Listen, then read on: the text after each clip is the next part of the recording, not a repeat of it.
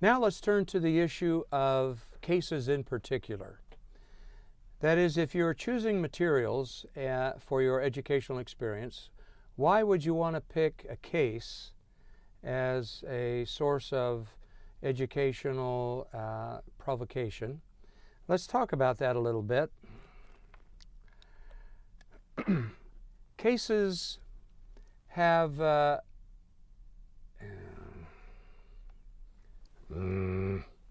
we got to start that one over again. I messed up. My bad.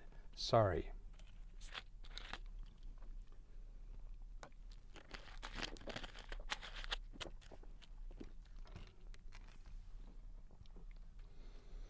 As we mentioned in our last segment, the choice of materials is an important one. You may be thinking about using cases in your course, and I'd like to offer some thoughts and ideas about the pros and cons of using case methodology in teaching business management. There are, just in terms of trying to find them, there are a number of places where you can find cases. The Harvard Business School has a very active site, and they also provide a clearinghouse function for people who write cases in multiple places, from other universities, from consulting firms, and so forth. The Darden School at the University of Virginia is also a case-oriented school, and like Harvard, we've published thousands of cases on multiple topics, and we share a relationship with Harvard so that our cases and theirs are available on the same site. There's the Ivy School in Canada at Western Ontario University, and they also do a great job of researching and writing and publishing cases. The North American Case Research Association is another organization that encourages and provides a publishing outlet for case research. And then there are what we might call wiki cases. Excuse me. Wiki cases are short cases in a public forum where, without cost, people from all over the world could utilize and add to this database of management-oriented caselets, let's call them, since they tend to be one page or less. I've built and maintained a wiki case site in management. There are a couple of other places in the world where publishers or companies are offering some short-term cases. If you're interested, you can search for it online or send me an email. For those of you who can't afford the more expensive per-person cost of a Harvard, a Darden, and Ivy case, this is another alternative. NACRA's cases are also made available free of charge for those who subscribe. But let's now consider what is a case. So there are lots of opinions about what a case is, what it isn't, what it should be, what it shouldn't be, and some controversy and frankly some disdain and contempt when it comes to the use of cases in teaching business management. So I'd like to spend a moment and talk about what a case is, what it isn't, and if you're interested in using them, how you might think about how to go about doing that and selecting them. So a case is, in my view, should be real. There are what we call armchaired cases or hypothetical cases or made-up cases. I don't have a lot of respect for armchaired cases, mostly because we never know for sure if it's a real phenomenon or if it's something that someone just imagined.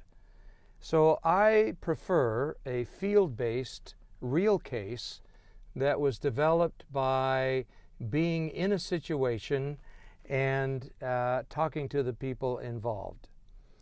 A case should involve a choice of some kind. There are two kinds of cases we could generically refer to. We could talk about descriptive cases where there's no problem to be solved or a decision to be made. It's simply a description of how this organization did something. And that can be useful Typically, they don't generate as much energy as a decision-oriented case does, and they're often more difficult to teach because the instructor needs to figure out, how do I bring this alive and create excitement in the room, rather than just people going yada, yada, yada, that's what they did. A decision-oriented case, on the other hand, leaves the reader at the end of the material with a choice to be made, a decision. And it might be from among multiple options. It might be one or two big options, or it might even be the issue of deciding what the choices should be. So a decision-oriented case, I would argue, is much more effective, much more powerful, typically, than a description-oriented case, although I have written a few of the latter and found them to be, if you design the right kind of teaching approach, can also be very powerful. These cases could be based at any level virtually. You could talk about an individual. One of our most successful cases is focused on individual behavior. It could be a case about team dynamics. They have a different structure and a little more complication in how you organize them and help people get into them. You could have a case describing events going on in division in a company, even in an industry for the folks in the strategy department, or in economics, and in fact in politics, you could have a case on a nation. Why is this nation succeeding or failing? And writing up all of the relevant data and material that's relevant there would be an exciting and interesting issue.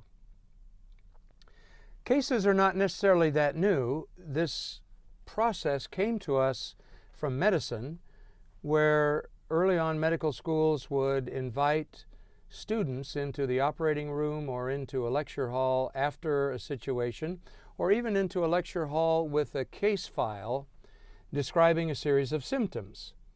And the physicians, the mentors, the teachers would ask the students, if you see this set of symptoms, what do you have and how do you treat it? Well, that migrated to business early in the 20th century, around 1920-ish, 1919. Harvard Business School and others began to begin thinking about maybe we could take this methodology into teaching business school students, and it's certainly been employed, as you're well aware, in law schools as well. So the premise for a case is this. Instead of starting deductively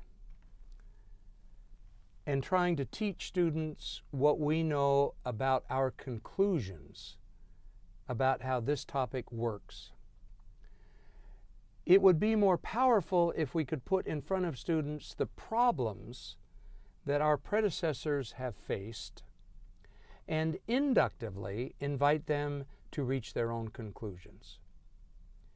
Now, the opponents of case method would say it's inefficient. We've already learned a number of those things. Lessons have been drawn. Let's just give the students the lessons that we've concluded over the past 100 years, 200 years, 1,000 years, 3,000 years, instead of inviting them to go through this discovery process. Well, fair enough, and if you think about every new child that's born in the world, if only we could find a way to inculcate in that newborn infant all of this accumulated pool of wisdom and knowledge that the world has generated over the last 6,000 or 7,000 years of recorded history, wouldn't that be marvelous? But we know that the human brain, consisting as it does of roughly 100 billion brain cells, growing at birth at the rate of 250,000 cells per minute, and each of those cells having the capacity to connect with 10,000 other neurons, creating a total combination of some 1 quadrillion synaptic connections. Getting all of that information and knowledge and insight in there is not merely a matter of scanning through pages, unless of course you have a photographic memory, which most of us are not blessed with. So the discovery process, inductively, starting with the data, thinking about it, analyzing it, digesting it, and reaching a conclusion, is, we believe, a more powerful way of educating or facilitating learning in someone. Then starting with a deductive approach, here are the conclusions we've reached. Now we're going to tell you what we know. This is what it looks like. This is how we got there, and this is what you should remember. Deduction is like an inverted pyramid. Induction is like a pyramid where we start with the data and we facilitate people creating their own pyramids of knowledge in the mind.